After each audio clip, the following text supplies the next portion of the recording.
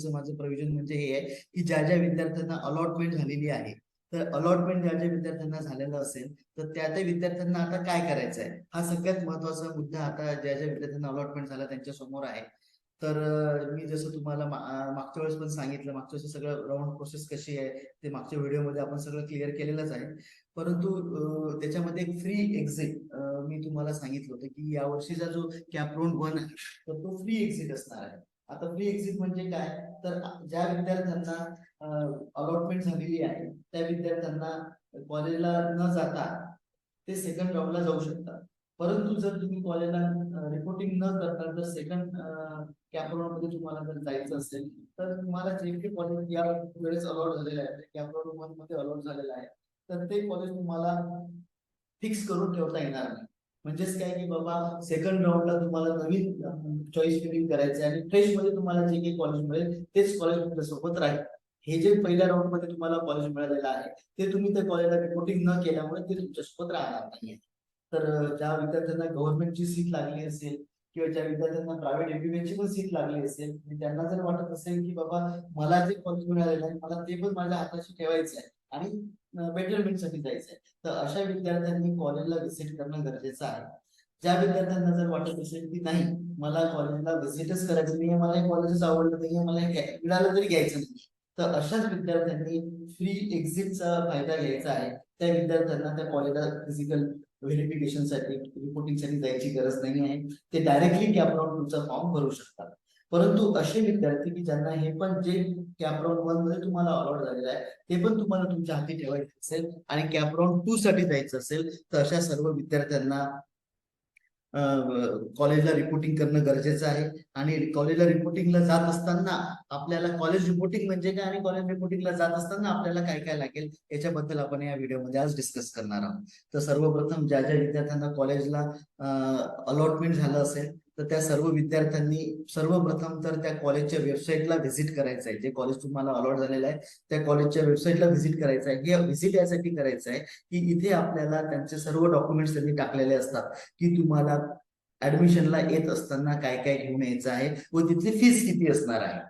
तर ही जी फीज आहे ही फीज तुम्हाला बघणं गरजेचं आहे. तुमची जी काही कॅटेगरी असेल ओपन ईडब्ल्यूएस किंवा तुम्ही कॅटेगरीमध्ये येत असाल कुठल्या पण, तर त्या कॅटेगरी वाईज तुम्हाला किती फीज लागते या फीजचं डिटेल्स त्याच्यामध्ये टाकलेलं असते. तुम्हाला जो डीडी काढायचा आहे तो डीडी कुठल्या नावाने काढायचा आहे, कुठल्या बँकेचं काढायचं आहे हे पण त्याच्यामध्ये दिलेलं असते. तर त्यामुळे ज्या पण विद्यार्थ्यांना अलॉटमेंट झालं असेल तर आणि त्यांना रिपोर्टिंगला जायचं असेल तर रिपोर्टिंगला जाणं म्हणजे जॉईनिंगला जाणं, फिजिकल व्हेरिफिकेशन तिथे करून येणं.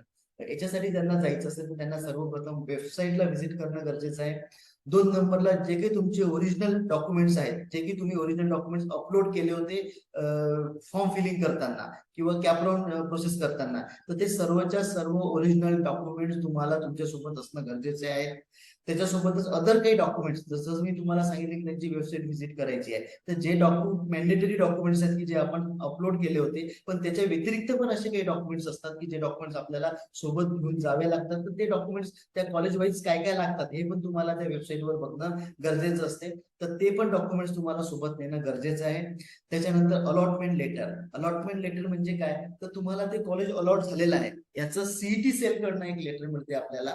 तर ते सीईटी सेल कडनं ज्या लेटरमध्ये तुम्हाला तुमची जी सीट आहे ती कुठल्या टाईपची अलॉट झालेली आहे, त्या किती नंबरचा तुमचा चॉईस नंबर होता आणि कुठलं कॉलेज मिळालेलं आहे असं त्याच्यामध्ये सर्व डिटेल्स असते. तर ते अलॉटमेंट लेटर तुम्हाला सीईटी सेलवर जाऊन काढणं गरजेचं आहे आणि ते पण तुम्हाला सोबत ठेवणं गरजेचं आहे. तसंच सिलेक्शन लिस्ट हार्ड कॉपी आणि सॉफ्ट कॉपी. म्हणजेच काय की सिलेक्शन लिस्ट म्हणजे काय की जी आता सिलेक्शन लिस्ट आलेली आहे आपल्या सीईटी सेलला की ज्याच्यामध्ये कॅटेगरी वाईज आणि रँकिंग वाईज विद्यार्थी कोणते कोणते कुठे लागले ते दिलेलं आहे. तर आपल्याला त्या लिस्टची एक कॉपी प्रिंट आउट काढून द्यायची की ज्या पेजवर तुमचं नाव अलॉट झालेलं आहे, ज्या पेजवर तुमचं नाव असेल, तुमची रँक असेल, तुमचं कॅटेगरी असेल, तर ते पेज तेवढं एक पेज तुम्हाला प्रिंट आउट काढायचं आहे. पण तुमच्या नावाला हायलाईट करायचं आहे त्या पूर्ण पेजला आणि ते कॉपी पण तुम्हाला एक प्रिंट आउट करून तुमच्यासोबत नेणं गरजेचं आहे. तसंच त्याची सॉफ्ट कॉपी पण तयार करून स्कॅन करून ते पण तुमच्यासोबत ठेवणं गरजेचं आहे. तसंच तुम्हाला पासपोर्ट साईज फोटो, म्हणजे आपल्याला ते ऍडमिशन घेत असताना फोटो लागतात, तर एक 8 ते 10 फोटो तुम्ही तुमच्यासोबत ठेवा की जे फोटो तुम्हाला तिथे डॉक्युमेंट व्हेरिफिकेशनच्या वेळेस म्हणा किंवा कॉलेजला जाताना तुम्हाला द्यावे लागतात. सोबतच तुम्हाला अटेस्टेड झेरॉक्स कॉपी घ्यायची आहे. म्हणजे जे काही तुम्ही डॉक्युमेंट्स, तुम्हाला जे ओरिजिनल डॉक्युमेंट्स आणि अदर डॉक्युमेंट्स सांगितले, तर हे सर्व डॉक्युमेंट्सचे 3 सेट तुम्हाला तयार करायचे आहेत व या 3 सेटला तुम्हाला अटेस्टेड करून घेणं गरजेचं आहे. आता हे अटेस्टेड करत असताना तुम्हाला एक तर तुमच्या स्कूलचे प्रिन्सिपल वगैरे असतील त्यांच्याकडनं तुम्ही अटेस्टेड करून घेऊ शकता, किंवा जर कुठल्या ज्युनियर कॉलेज सिनियर कॉलेज असतील तर तिथल्या लेक्चरर कडनं पण, जे काही गॅझेटेड ऑफिसर असतात त्या कुठल्या पण ऑफिसर कडनं तुम्ही त्याला अटेस्टेड करून घेणं गरजेचे आहे. व त्या डॉक्युमेंटचे झेरॉक्सचे 3 सेट, मिनिमम 3 सेट तुम्हाला करून त्या कॉलेजला घेऊन जाणं गरजेचं आहे. त्याच्यासोबत तुम्हाला डिमांड ड्राफ्ट, आता तुम्हाला मी जी वेबसाईट बघायला सांगितली आहे त्याच्यावर त्या कॉलेजची फीस किती मेन्शन केलेली असणार आहे. तर हा जी काही तुम्हाला कॅटेगरी वाईज फीस लागणार आहे, तर या फीसचा नॅशनलाइज बँकेचा डिमांड ड्राफ्ट तुम्हाला काढणं गरजेचं आहे. आणि हा डिमांड ड्राफ्ट तुमच्या सोबत असतं, ते फीजच आहे पण ते आपण ड्राफ्टच्या स्वरूपात देतो. तर हा डिमांड ड्राफ्ट तुम्हाला तुमच्या सोबत नेणं गरजेचं आहे फिजिकल व्हेरिफिकेशनला जाताना, किंवा त्याला आपण रिपोर्टिंग पण म्हणतो, ते रिपोर्टिंगला जात असताना. तसंच जेवढे काही गव्हर्नमेंट कॉलेजेस आहेत किंवा बाकीचे कॉलेजेस आहेत, हे मॅक्झिमम कॉलेज असतात पेन ड्राईव्ह मध्ये तुमचे सर्व डॉक्युमेंट सॉफ्ट कॉपी करायचे.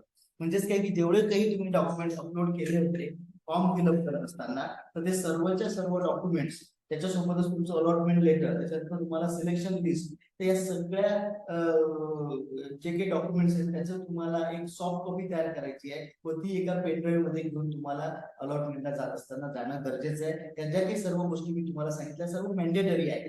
त्यामुळे ह्या गोष्टी घेतल्याशिवाय जर तुम्ही त्या इन्स्टिट्यूटला गेला तर कदाचित तुम्हाला तिथनं तुम्हाला रिटर्न पाठवू शकतात किंवा तुम्हाला होल्डवर करू शकतात.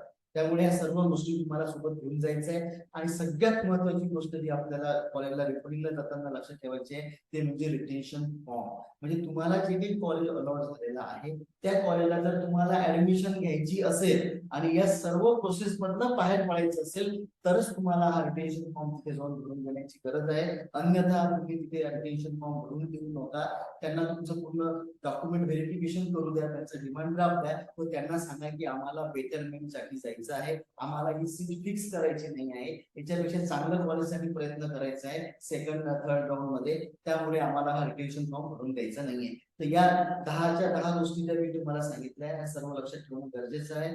कारण जर तुम्ही ह्या गोष्टीपैकी कुठली पण गोष्ट झाली नाही तर तुम्हाला त्या कॉलेजमधून रिटर्न यावं लागेल किंवा तिथे तुम्हाला खूप साऱ्या अडचणीला घेऊन जावं लागेल. या व्यतिरिक्त जर तुम्हाला अजून काही अडचण असेल तर तुम्ही कधी पण मला कॉल करू शकता व कॉल करून ज्या काही तुमचे डाऊट्स आहेत ते सॉल्व्ह करून घेऊ शकता. त्याचप्रमाणे राऊंड 1 च्या